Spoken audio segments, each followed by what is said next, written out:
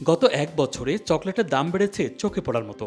যুক্তরাষ্ট্রের ভালোবাসা দিবসে চকলেট কিনতে গিয়ে অনেকেই বুঝেছেন ভালোবাসার দাম বাড়ছে শুধু আবেগে নয়, টাকাতেও। ওয়েলস ফার্গোর তথ্য অনুযায়ী যুক্তরাষ্ট্রে চকলেটের দাম বেড়েছে গড়ে 20%। বড় আকৃতির রিচার্ড চকলেট বার, যেটা প্রেমিক প্রেমিকার আদর্শ উপহার, সেই চকলেটই 2024 সালের ফেব্রুয়ারিতে 13% বেশি দামে বিক্রি হয়েছে। বৃদ্ধি শুধু দামেই নয়, ওজনেও হয়েছে কমতেই। যুক্তরাজ্যের টুইক্স হোয়াইট চকলেট স্টার ডিমের ওজন কমিয়ে 316 থেকে 258 গ্রাম করা হয়েছে, অথচ দাম বেড়েছে প্রায় 47%। চকলেটের প্রধান উপাদান কোকো, আর সেই কোকোর দাম গত বছরই 300% বেড়ে মেট্রিক টন প্রতি পৌঁছায় $12,565। পশ্চিম আফ্রিকার ঘানা ও আইভরি কোস্ট, যেখান থেকে আসে বিশ্বের 2/3 কোকো, সেই এলাকাগুলোতেও জলবায়ু পরিবর্তনের কারণে বিপর্যস্ত কোকো চাষ। কখনো অতিবৃষ্টি, কখনো খরা, কখনো ভাইরাস, ফলন কম, সরবরাহ কম, আর তাই দামও চড়া।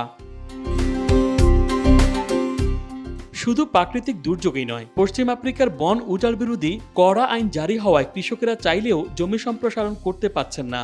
একই সঙ্গে পুরনো গাছ প্রতিস্থাপন না হওয়ায় ফলন কমেছে আরও বেশি।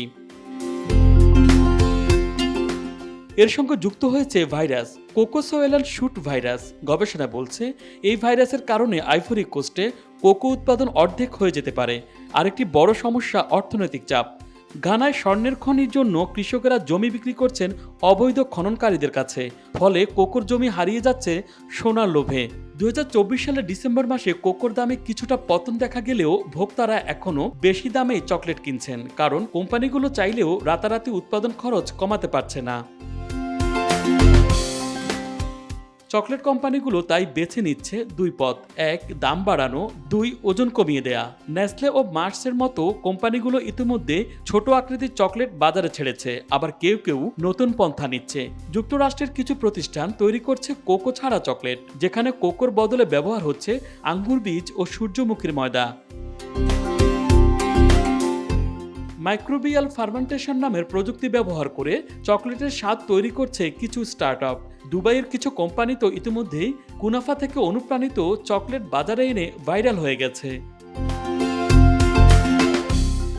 সব মিলিয়ে আবহাওয়ার মার, রোগবালাই আর অর্থনৈতিক চাপ, সবকিছু আমাদের প্রিয় চকলেট এখন শুধু মিষ্টি নয়, ব্যয়বহুলও। তবে বিজ্ঞানীরা আশা করছেন সামনের দিনগুলোতে পরিস্থিতি কিছুটা বদলাবে।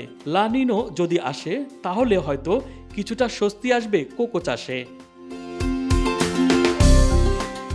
Dhaka express desk report.